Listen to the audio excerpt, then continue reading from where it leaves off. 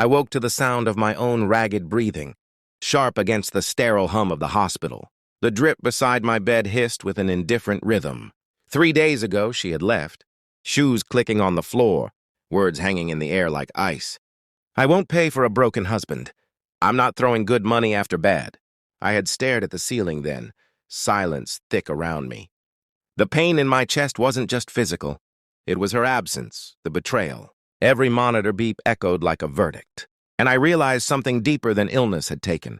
Residence inside me, something she had no right to touch. Her betrayal didn't start here. It had been creeping, subtle.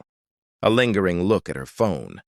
A smile at a message she hid behind her palm. A change in the way she answered, always slightly too calculated, too detached. I had ignored it once, twice, telling myself I was imagining shadows in the corners of our life. But the words she spat in that hospital room didn't just wound, they confirmed the suspicion that had been coiling inside me. She had been counting, measuring, deciding my worth like a ledger. Life, love, loyalty, all reduced to numbers and convenience.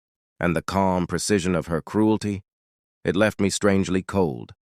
I lay there staring at the ceiling, thinking. Anger, sharp and surgical, sliced through my haze.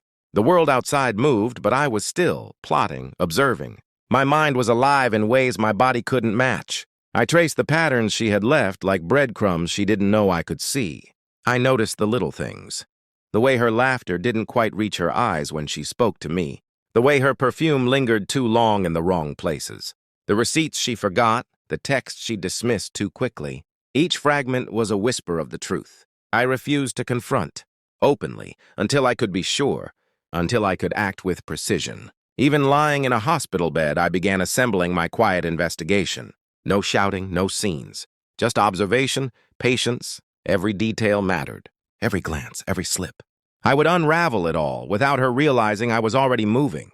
Already several steps ahead. The drip continued to hiss. My chest still ached, but my mind was razor sharp. I had survived the knife of her words. Now I would survive the rest, and when the truth came, it would strike colder than any betrayal she could imagine. I waited, quietly, patiently. She had left her, fingerprints on the edges of my life, and now I was tracing them, methodical, precise. I reviewed messages, receipts, inconsistencies. Each slip she thought insignificant became a piece of the mosaic.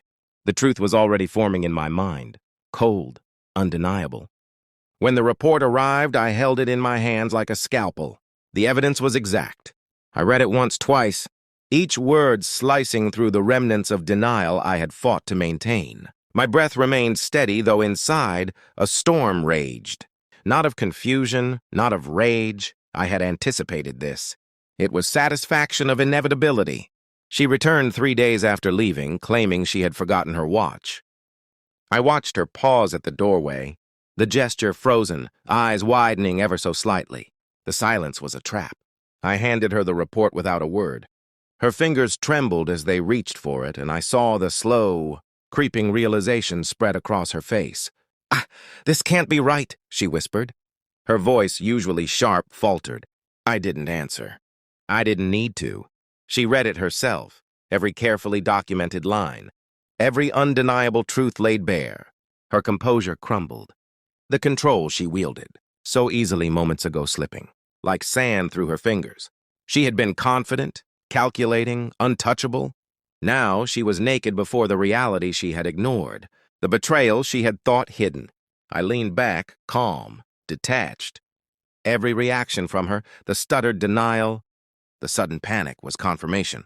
Not of her guilt alone, but of my power. I had watched, waited, observed. And now I dictated the terms. She opened her mouth again. But I interrupted, not with anger, not with confrontation, but with the simple weight of truth. The kind of truth that crushes without violence, that leaves scars no apology can touch. She faltered, searching for a word, a justification, but none came. I left her there, the report in her hands, her secrets exposed.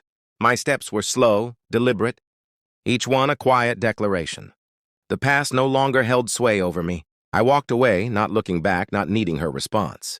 She had shown her nature. I had survived it, and I was no longer hers to wound. Later, I reflected on the silence she left behind, No tears, no regret, only clarity.